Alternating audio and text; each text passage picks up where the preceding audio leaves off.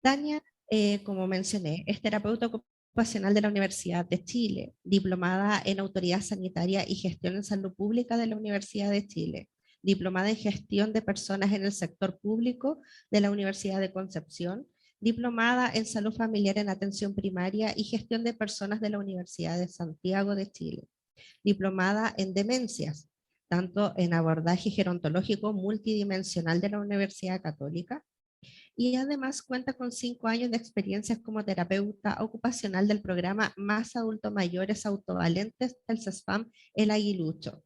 Y hoy se desempeña como terapeuta ocupacional de la estrategia de trastornos neurocognitivos en el mismo CESFAM.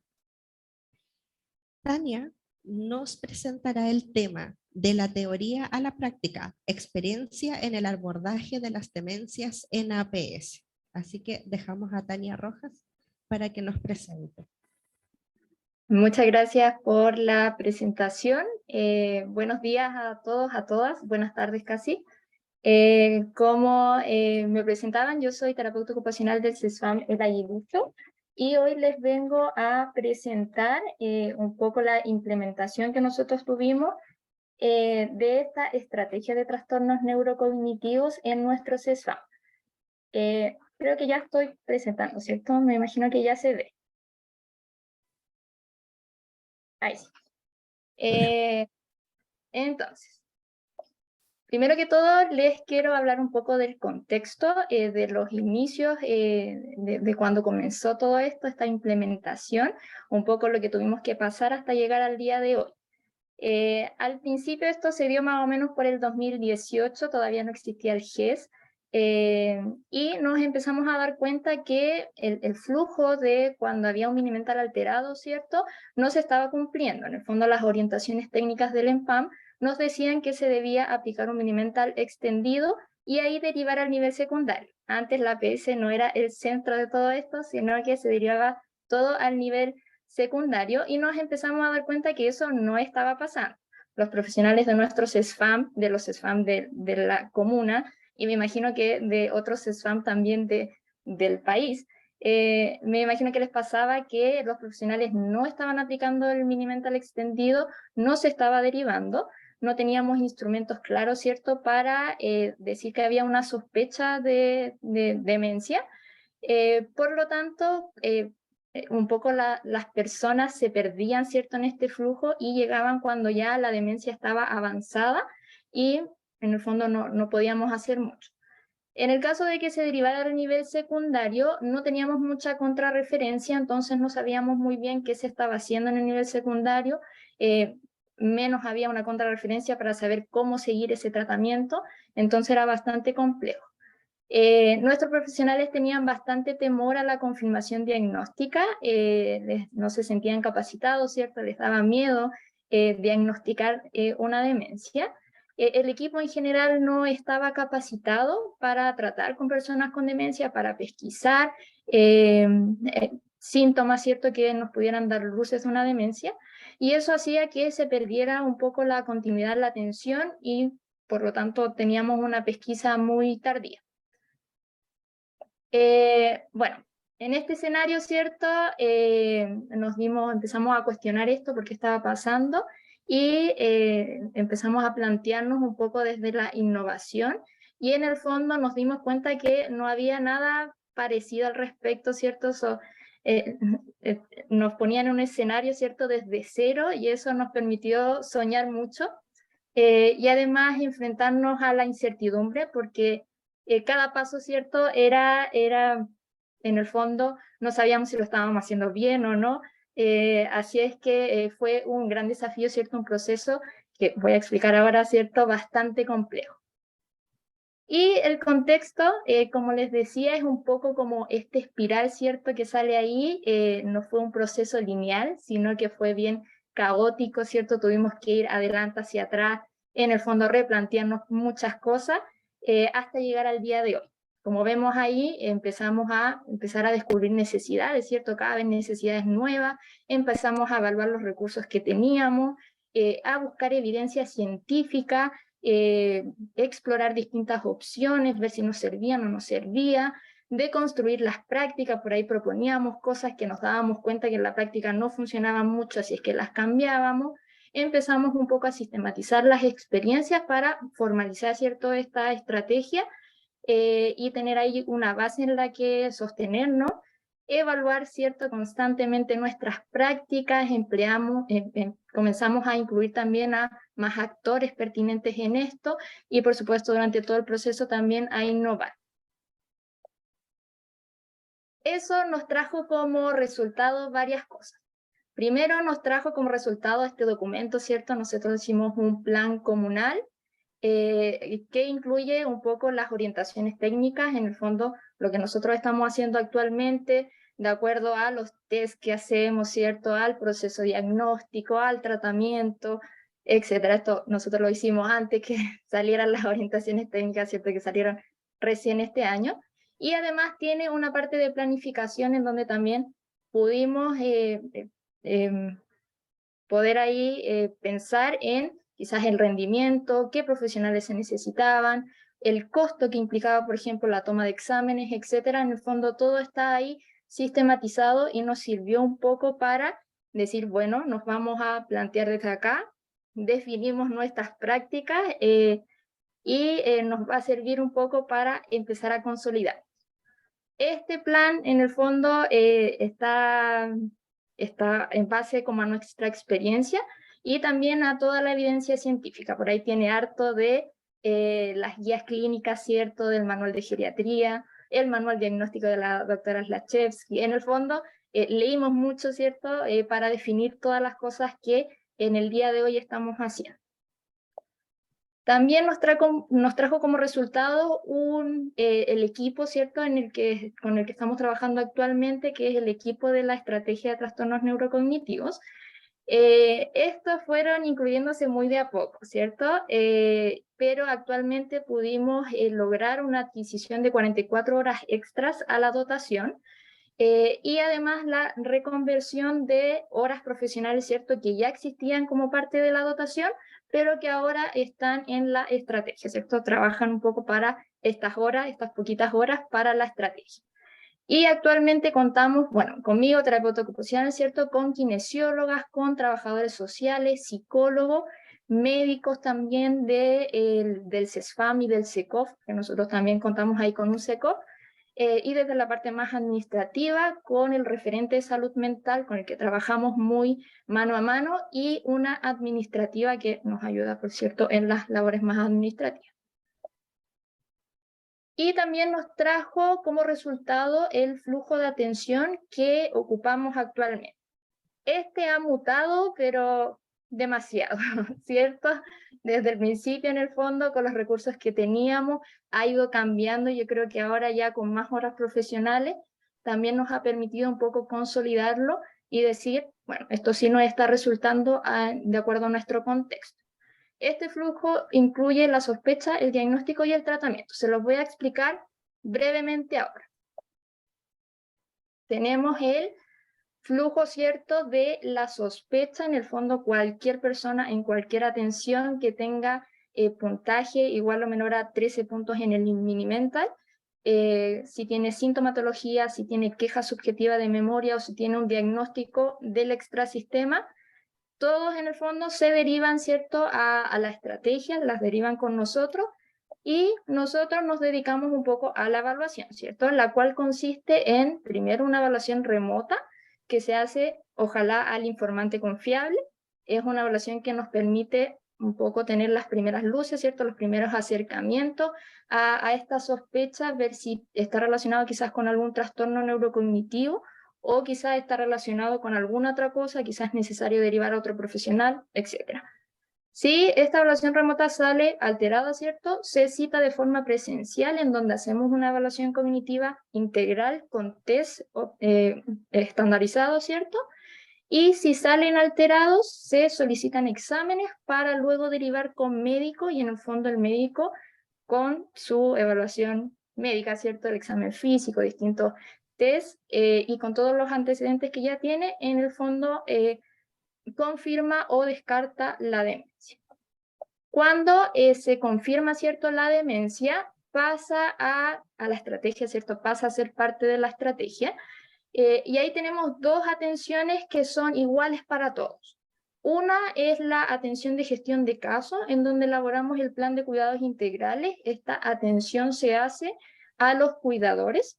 Y ahí en el fondo, bueno, aplicamos, ¿cierto? Un test funcional, ¿cierto? Que es el Bartel, un poco nos da luces de cuál sería la mejor intervención o si es necesario derivarlo del programa de dependencia severa, etcétera.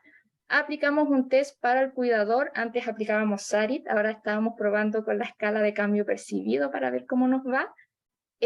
Nos preocupamos un poco del cuidado integral, en el fondo ver si es que la persona tiene sus controles al día, el EMPAM, sus controles cardiovasculares, si está recibiendo los medicamentos. Nos preocupamos también de la salud del cuidador, si en el fondo necesita salud mental, si tiene quizás su PAP al día, etc. Y elaboramos el plan de cuidados integrales, ¿cierto? Derivamos a los profesionales que corresponden. Si es de la parte más social, derivamos a trabajador social, a kinesiología, controles con terapeuta ocupacional, si hay algo más que ver a nivel como más específico, o en el intersector. También nos podemos apoyar también con los departamentos de la municipalidad. Y la otra atención, ¿cierto? Además de esta gestión de casos, es la visita domiciliaria en dupla, que actualmente la hacemos terapeuta ocupacional y kinesióloga, más bien por la capacidad, o sea, la posibilidad de horas para esto, pero en el fondo podría ser en dupla con trabajador social o con médico, en el fondo de acuerdo a lo que se necesite. Y en esta visita domiciliaria en dupla hacemos evaluación familiar, ¿cierto? Tratamos ahí de llenar la parte de salud familiar, genograma, red de apoyo, etcétera. Hacemos un plan de intervención desde la salud familiar. Evaluamos, ¿cierto? El ambiente, vemos ahí si es necesario algunas modificaciones, podemos dar ciertas tips o estrategias, ¿cierto? De adaptación ambiental. Se hace la evaluación física por kinesióloga, en donde ahí se pueden ver quizás la necesidad de ayudas técnicas o indicación, ¿cierto?, de prescripción del ejercicio, etc. Y un manejo no farmacológico inicial, en el fondo una psicoeducación, ¿cierto?, quizás por ahí de rutina, ¿cierto?, de algunas estrategias para síntomas cognitivos, psicológicos y conductuales de la demencia, etc. Eso entonces se hace para todas las personas y en el fondo en el flujo del tratamiento y lo que tratamos un poco de darle a todos, ¿cierto? Dependiendo un poco también de las necesidades que surjan en estas dos evaluaciones, ¿cierto? En este plan de cuidados que la elaboramos. La idea es que las personas tengan al menos un control médico al año, mínimo. Sabemos que en la práctica no es tan así, son muchos más, pero en el fondo tratamos que al menos sea uno. Control con terapeuta ocupacional también, que en el fondo va a dar un poco el seguimiento de la situación de salud de la persona. Control con kinesiología, control con trabajador social, si es que lo amerita. Consejería psicosocial, actualmente estamos trabajando ahí en quizás en los cuidados más al final de la vida. Sabemos que en las demencias avanzadas hay harto por hacer, entonces queremos también quizás desde ahí poder ofrecer algo. Y también tenemos el grupo de apoyo mutuo que se llama Grupo Suspiro, en donde es un espacio, ¿cierto?, para los cuidadores, que voy a explicar más adelante. Bueno, también nos podemos dar tratamiento farmacológico, esto de acuerdo a la canasta GES. En cuanto a la integración comunitaria, como les decía, tenemos ahí cierta vinculación con los departamentos de la municipalidad, el departamento del adulto mayor, el departamento social. Tenemos por ahí también conversaciones con centros de día que también podemos ir recomendando, etc. Y por supuesto también derivaciones a la red de salud. Nosotros como somos del Servicio Metropolitano Oriente, podemos derivar, ¿cierto?, al Instituto Geriátrico, a la Unidad de Memoria, al COSAM, ¿cierto?, de nuestra comuna, y por qué no también al Hospital Digital. Ahí un poco los criterios que nosotros ocupamos para hacer estas derivaciones. Bueno, y estos resultados que les mostraban nos trajeron también cierto impacto, cierto positivo. En cuanto a los días que nosotros nos demorábamos entre la sospecha, ¿cierto?, y la confirmación, al principio, cuando no teníamos recursos, ¿cierto? Cuando no teníamos un flujo, etcétera, nos demorábamos en promedio 84 días, que era mucho para la atención primaria, pero actualmente nos estamos demorando en promedio 26 días, que es un número bastante positivo, ¿cierto? Cumplimos con la garantía GES, así es que por ahí, bien. En cuanto a los controles anuales, también comenzamos con un 26% de las personas que tenían su control anual y subimos al 49%. Sabemos que todavía ahí es bajo, así que tenemos que ir también subiendo ese número. Y también tenemos otro indicador que no hemos medido, que es de la comunicación. Nos propusimos por ahí tener una base de datos, ¿cierto?, con los cuidadores de las personas con demencia, para poder tener una comunicación bien fluida. Nosotros tenemos un teléfono, ¿cierto?, que ocupa WhatsApp de la estrategia, entonces por ahí nos comunicamos harto con los cuidadores. Y bueno, por supuesto empezamos con un 2%, porque cuando empezamos no había nada, y actualmente ya llevamos un 72% de cobertura, eso quiere decir que nos comunicamos con el 72% de los cuidadores, y eso es bastante positivo. Bueno, y desde indicadores, ¿cierto?, más subjetivos, también nos hemos dado cuenta que tiene harto impacto en la satisfacción usuaria. Acá tenemos algunos testimonios de cuidadores, ¿cierto?, de personas con demencia, que en el fondo están muy contentos de que exista una iniciativa así. Yo creo que antes de esto, como les decíamos, no había nada, entonces en el fondo ese sentimiento de quizás de soledad, de que estoy solo en esto, era importante, así es que en el fondo también posicionarnos como una red de apoyo para esas familias ha sido muy relevante, ha sido muy importante para las familias, así es que se agradece ahí harto. Bueno, y en el fondo, ¿cómo llegamos a esto, cierto? Quizás cuál es la clave. Yo creo que es el equilibrio, ¿cierto?, que hemos tenido entre lo clínico, ¿cierto?, y la gestión. Desde lo clínico, por ahí nos hemos enfocado harto en el flujo de atención. Como les decía, lo cambiamos muchas veces, pero yo creo que ya por fin logramos un flujo, ¿cierto?, que está ajustado al contexto de nuestro centro, ¿cierto?, con los recursos que tenemos, con los profesionales que tenemos, etcétera, y a la realidad de nuestra población. También no queremos enfocarnos, y yo creo que trabajamos harto, por el apoyo, ¿cierto?, y por crear comunidad. Ay, me equivoqué ahí en la palabra, pero las personas, ¿cierto?, tienen mucho este sentimiento de pertenencia. Eso, en el fondo, dedicarnos a esto le ha hecho a las personas con demencia, ¿cierto?, y a sus familias sentirse pertenecientes a algo, sentirse escuchados, sentir que alguien se está preocupando por ellos, y sentirse integrados en la comunidad. En el fondo, darse cuenta que no están solos, ¿cierto?, que también quizás hay otras personas viviendo lo mismo que ellos, y que en el fondo en esa unión, ¿cierto?, y en esa organización se pueden crear varias cosas, y el apoyo, ¿cierto?, es fundamental.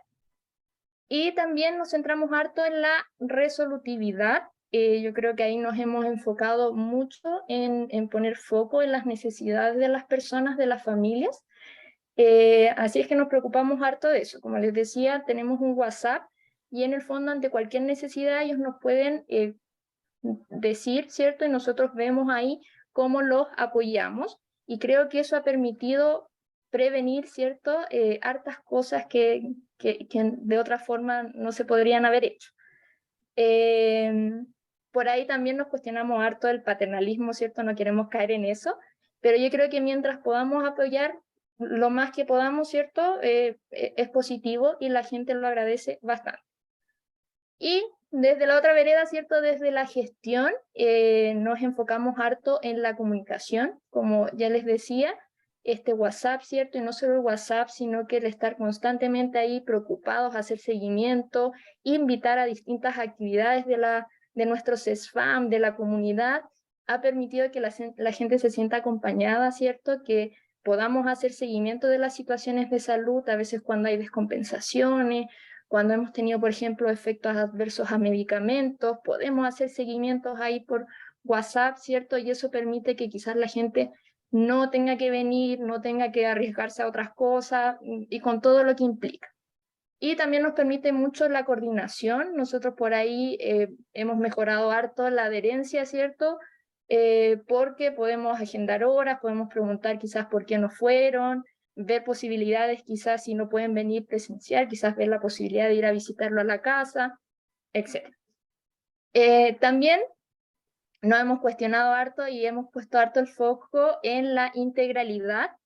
Al principio yo creo que empezamos, de hecho teníamos hasta otro nombre, éramos el programa de demencias, y era un programa, ¿cierto?, muy quizás de nicho, éramos chiquititos, ¿cierto?, pensando solo en las personas con demencia, por ahí excluíamos a las personas que tenían demencia y que además tenían dependencia severa porque eran vistos por el programa de dependencia severa, pero nos dimos cuenta que así no estábamos logrando mucho, así es que empezamos a hacer todo más integral, a apoyarnos también de los otros programas de la APS, así que trabajamos ahí muy en coordinación con los otros programas, con dependencia severa, con ESICEP, con cuidados paliativos, con el programa Más Adultos Mayores Autovalentes.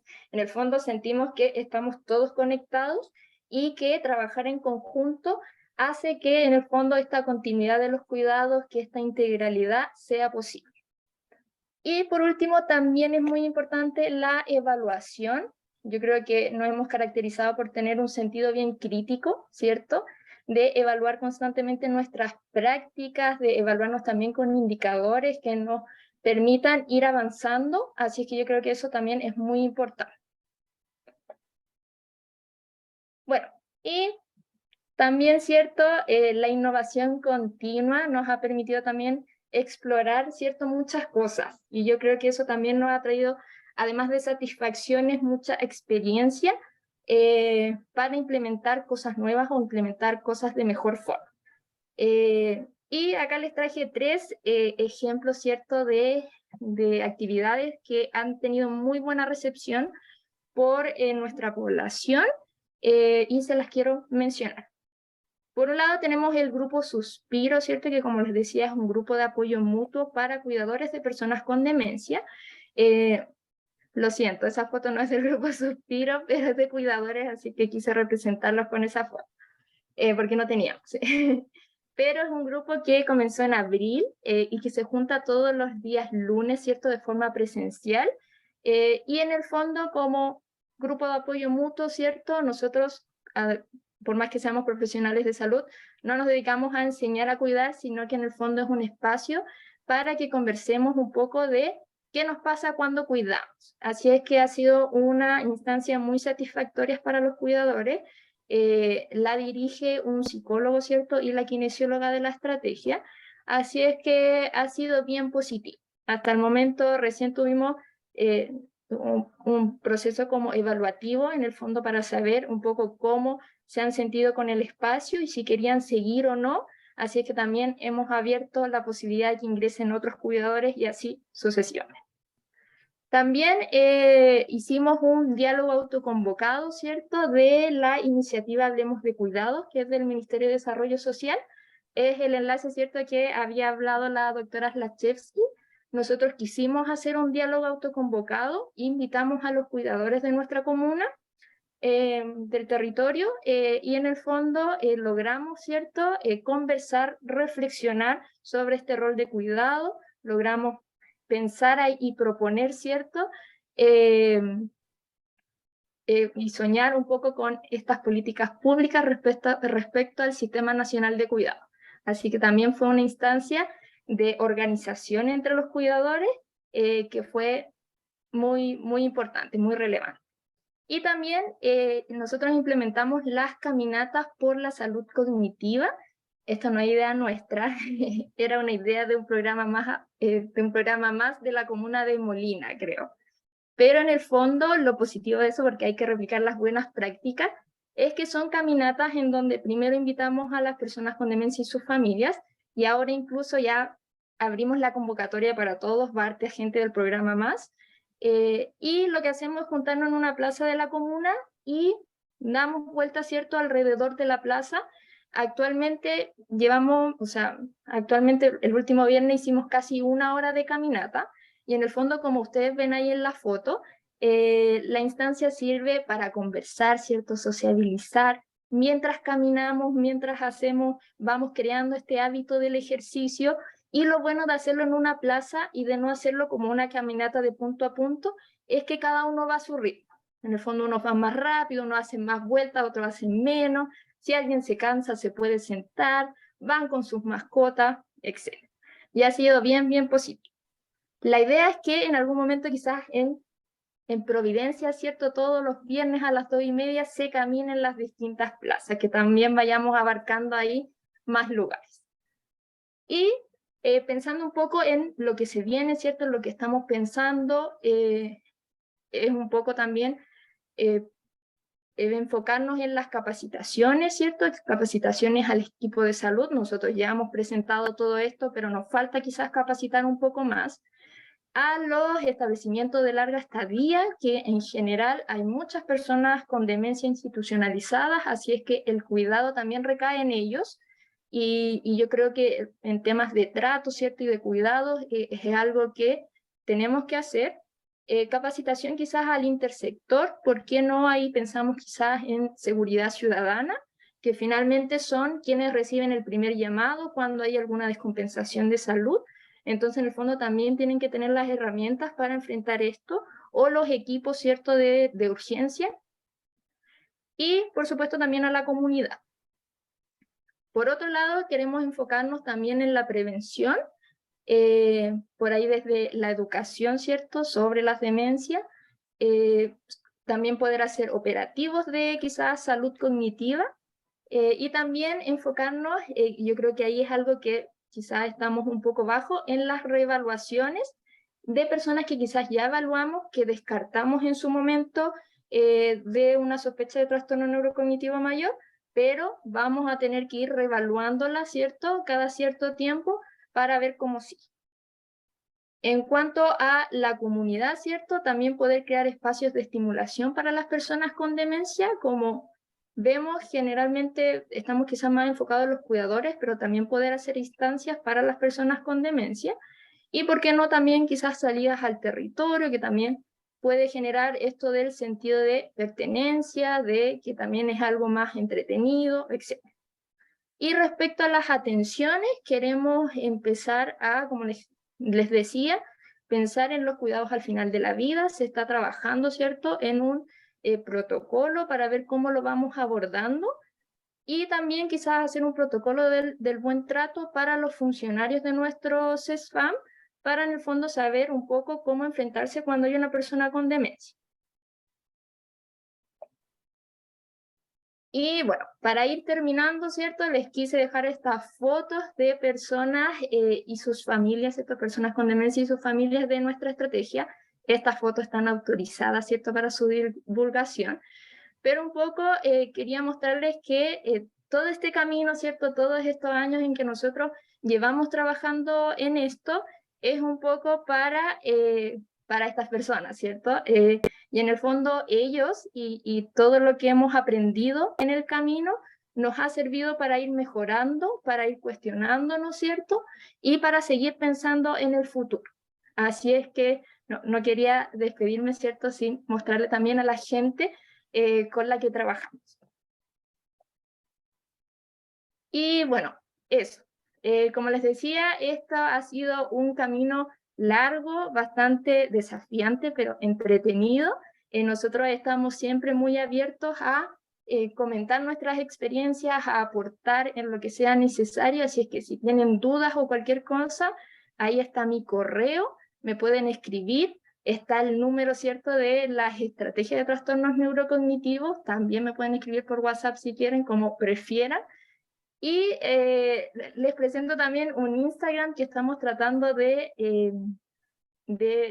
inaugurar, ¿cierto?, que es el de Salud Comunitaria La Aguilucho, en donde también queremos ir mostrando un poco lo que estamos haciendo respecto a la estrategia, respecto en el fondo a todos los programas ahí de nuestro asesor. Así es que eso. Les dejo ahí si tienen alguna duda o algún comentario, me lo pueden hacer. ¿No está el audio? Muchas gracias, Tania, por tu presentación. ¿Hay alguien en la audiencia que quiera hacer alguna pregunta? Yo sí, Tania. ¿Les costó mucho llegar a lo que hoy día nos presentaste? ¿Cuánto tiempo se demoraron en realizar los protocolos para hoy en día hacernos esta presentación? Sí, como les decía, nosotros venimos trabajando desde el 2018 más o menos, en que empezaron estas ideas, ¿cierto? Estas ideas locas bueno, pensemos en un programa de demencia, y el camino ha sido bastante largo porque en el fondo ha sido como muy de ensayo y error.